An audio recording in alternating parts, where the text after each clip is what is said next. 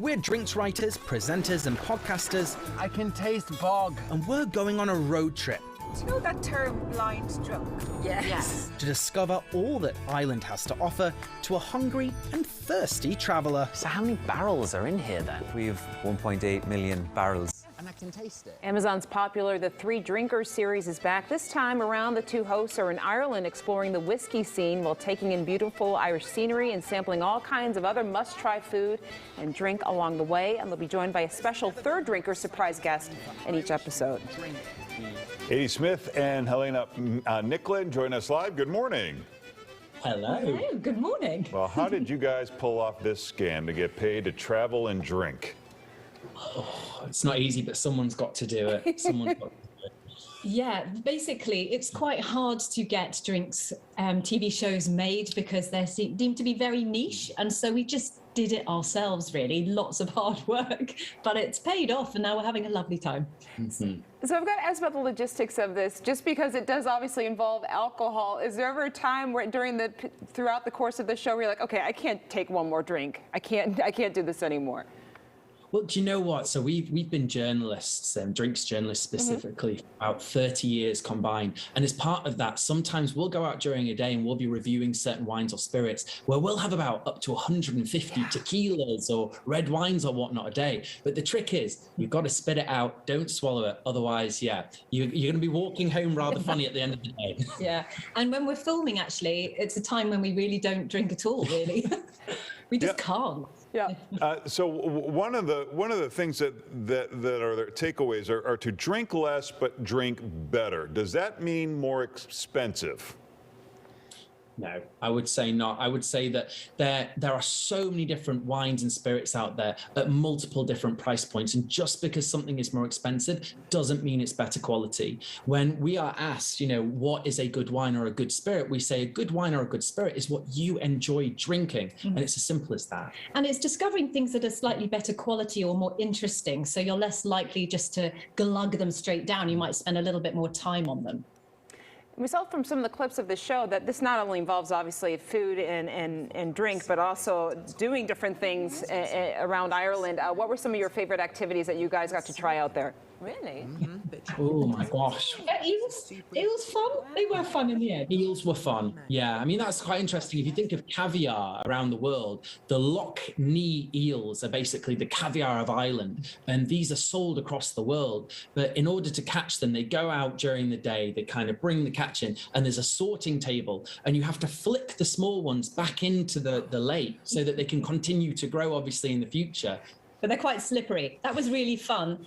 The bog snorkeling, apparently there are world championships in snorkeling freezing cold bogs in Ireland. So we had to have a go on that, and that was quite fun. Don't think I'll be trying that one again, though. Wow. Did you guys explore Irish cream at all? Because I feel like every Irish cream tastes exactly the same to me. What can you give me in terms of insight there? Oh, well, I'm like you. I love it. I would bathe in stuff. But yeah, we absolutely did. We did. I mean, what was really interesting to the particular place we went to called Five Farms is that we talk about terroir in wine, and we talk about how the landscape and the soil and the temperature and the weather has a big effect on the grapes, which then in turn have an effect on the wine. It was the same for the Irish cream, wasn't it? Yeah, same very much for the milk. They really care deeply about cows and grass over in Ireland. And so the milk just has this incredible quality. And yeah, we discovered this much smaller brand, rather than, everyone knows Baileys and loves Baileys and stuff. But it's a little bit more authentic, shall we say. And we learned about all the ingredients in there, got to milk the cows. That was fun. I was better at it than you. You were much better. I lost the challenge. Then we immediately went to a Michelin star restaurant afterwards to have Irish sushi. And I had to go in the kitchen and do all of the hard labor and work, whilst Helena got to eat a 10-course tasting menu? Yeah, with wine. Oh, that sounds pretty nice to me. So I understand St. Patrick's Day is coming up this week. You have some stuff in front of you to make a cocktail in honor of the celebration. What is that? We have. I mean, I must point out, it's not the morning where we are. Yes. This is an Irish mule we're going to make. A take on the normal mule, but using Irish whiskey and ginger beer and lime juice. It's really simple. Do you want Yeah, absolutely. Should we show you how to make it? That'd be great. Go ahead. Perfect. Well, over here, I have a large bucket of ice that I'm now going to fill this glass with. So excuse me whilst I get my little spoon and I fill this with ice. There we go. Now, this is a very, very easy cocktail to make, isn't it, Helena? Yes, just 3 ingredients and yeah, you just throw it all together basically, as Adi will show you. So first ingredient we're going to put in is a beautiful Irish whiskey that we found across our journey from Slieve League. This is called Silky. So you'll see that I've just popped 50 millilitres of that in there. And that's like that's the big side of the jigger that you have there. Next up, I'm going to put half a measure, so I'm going to put half of this big thing of fresh lime juice in. I'm going to turn it upside down. I could have turned it upside down, but I like to be creative and artistic. There we go. And then the last bit is super, super easy. Helena's just going to, Helena's going to do this part. She's going to top it up there with a bit of ginger beer. Check out my mixology skills. You are, mate. You've done this before, I think. Oh, yeah. And then last but not least, a garnish, because a cocktail must always have a simple garnish. So we're going to put on our little bit of mint. And it's green for St. Patrick's Day. You need a bit of green in there, I think. There you go.